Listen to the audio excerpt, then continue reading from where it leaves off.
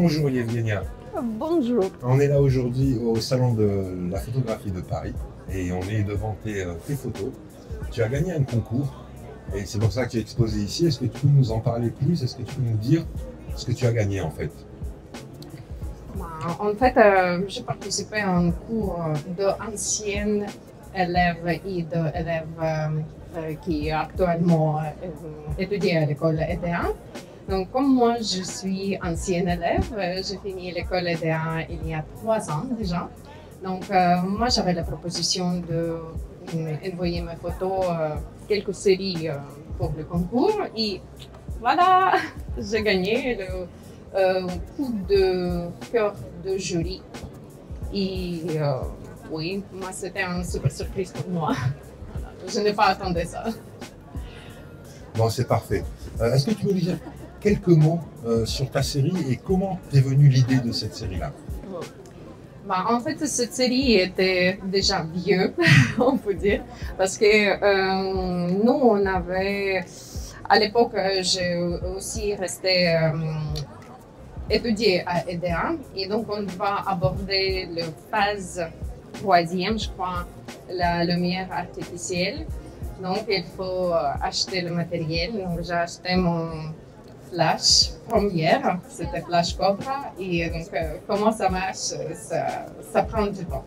Donc j'ai vu que voilà, ça donne la lumière, mais ça ne marche pas dans mes mains. Donc je me suis dit que oui, c'est peut-être bien de travailler avec quelqu'un, de poser des questions, peut-être de travailler avec d'autres photographes. Et par hasard, j'ai appris que vous, Dominique Agius, en fait, lui, il habite pas très loin et il pratique les séminaires où on peut apprendre les choses.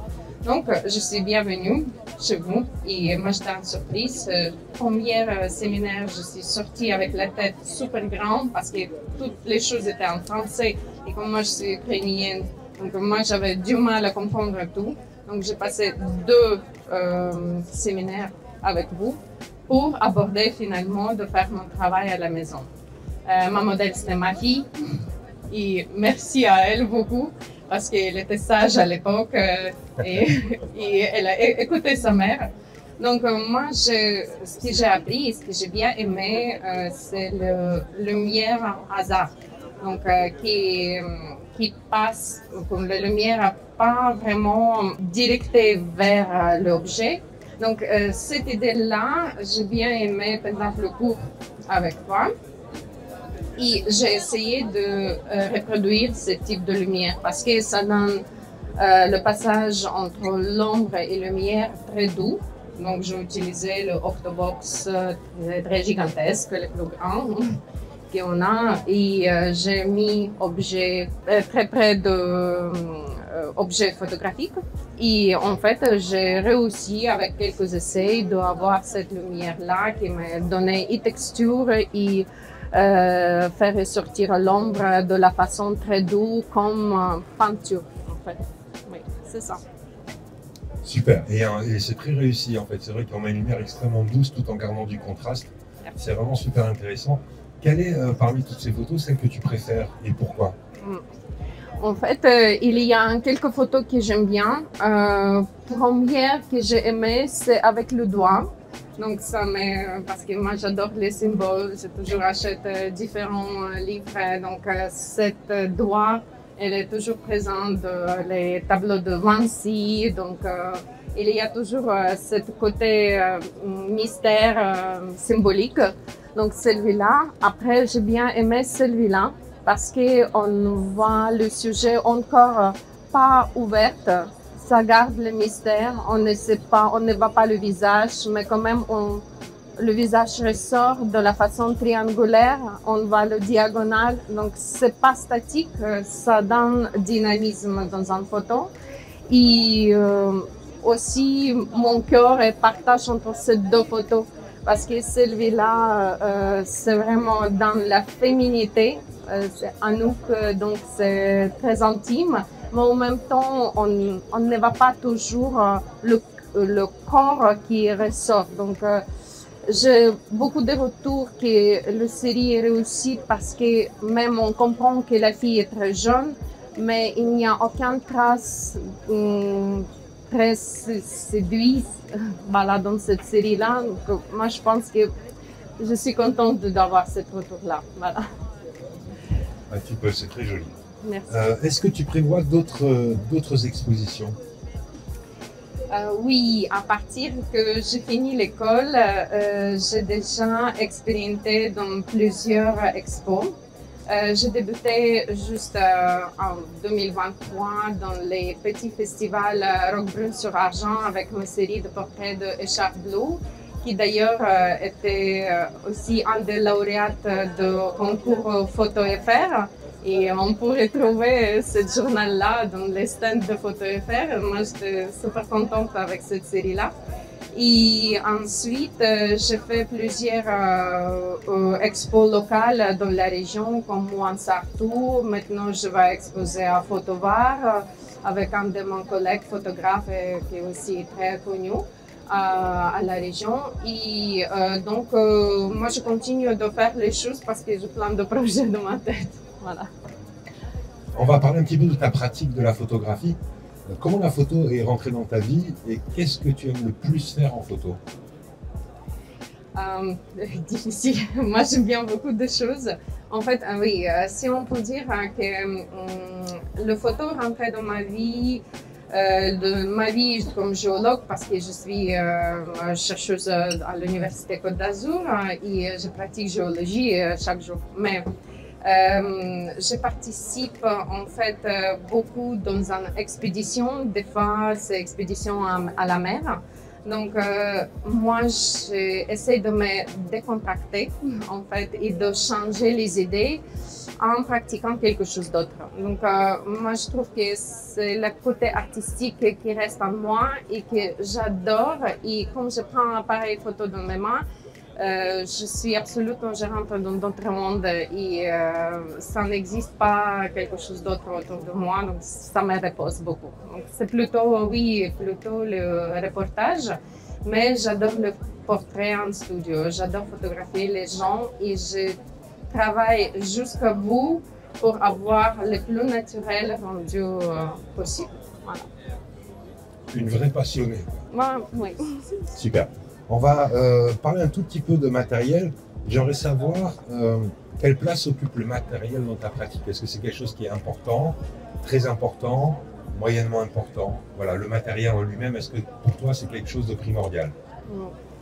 En fait, moi j'ai compris pendant 3 ans d'école à EDA que ce n'est pas l'appareil photo qui fait le photo.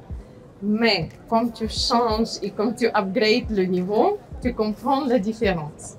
Donc, je pense qu'au début, le plus important, c'est d'apprendre la base de photographie. Et après, tu restes avec ton appareil photo jusqu'à le temps que tu comprends que tu n'as plus à faire les choses que tu grandis à faire. Donc, ça signifie qu'il y a le temps à changer ton appareil photo. Donc, c'est ce que j'ai fait il y a quelques mois et maintenant, je reste avec hybride. Voilà. Très bien. Dans 10 ans, tu seras quoi comme photographe? Tu seras qui? Où est-ce que tu te vois dans 10 ans? Je pense que je suis sûre que je reste photographe parce que c'est mon côté artistique qui maintenant nourrit moi-même et avec la vie quotidienne qui est autour de moi. Mais je pense que devant moi, je dois enchaîner plein de choses et aborder plein de barrières pour que je définisse entièrement mon chemin et que je me suis dit que oui, je reste dans cette niche-là. Par l'instant, mon spectre est assez ouvert et je pense que je vais pratiquer les plus riches possibles spectres que je peux aborder. Voilà. Très bien, super. On va aborder maintenant ton parcours de formation. J'aimerais savoir pourquoi tu as choisi de te former à distance et pourquoi tu as choisi l'EDA. En fait, moi, je suis étrangère, encore une fois. J'ai commencé ma carrière à l'université à Côte d'Azur, mais j'avais le contrat toujours pour un an, donc c'était jamais CDI. Et moi, j'ai compris qu'au bout d'un moment, il faut peut-être se reconvertir parce que si je perds de ce contrat-là, peut-être je dois rester à la maison et pour moi, c'était comme tu es mort. Non, c'était pas possible. Donc, mon côté artistique toujours m'a dit que j'aime bien le dessin, j'aime bien quelque chose, image. Je passais le temps en galerie, en musée. J'étais toujours acheté des livres avec des très connus tableaux. Donc, et ça me nourrit tout le temps. Donc, je me suis dit que oui, je fais déjà pas mal de photographies, mais ce n'était pas vraiment avec des connaissances. Donc c'est pour ça que je me suis dit que peut-être si je rentre en photographie, ça sera mieux. Mais comme j'avais toujours mon travail, j'ai compris que je peux travailler qu'à distance. Donc, en cherchant le cours à distance pour photographie, j'ai tout de suite retrouvé EDA. Ben, bravo aux commerciaux, parce que voilà, ça a ressorti le premier. Et j'ai téléphoné et tout de suite, quelqu'un m'a répondu. Et voilà, c'est comme ça que j'ai rentré à EDA. Voilà. Bon, très bien, super. Qu'est-ce que cette formation t'a apporté? Que le plus important, c'est pense avant de cliquer. Voilà, c'est ça. Et qu'aujourd'hui, des fois, je me retrouve parmi les photographes des régions. Des fois, on fait des défilés de mode juste pour se retrouver avec mes amis. Et ils voient la différence parce que j'attends toujours. Et moi, je fais clic, clic, clic. Et c'est ça qui fait peut-être la différence. Mais le rendu est aussi... voilà, on essaye de faire le mieux, mais maintenant avec moins de quantité de photos. Très bien, super. Quel conseil pourrais-tu donner à ceux qui hésitent encore? Je pense que si vous ressentez quelque chose d'artistique en vous-même, n'hésitez pas de rentrer à l'école. Super, que des bonnes choses alors. Ouais. On va finir sur cette question-là. Est-ce que tu pourrais donner un mot pour décrire l'école? C'est compliqué. Savoir-faire. Super, Bienvenue. Merci beaucoup pour le temps que tu nous as accordé. Merci encore et bravo pour ces magnifiques photos au Salon de la Photo. Et merci à Leda. À bientôt. Oui, au revoir. Merci.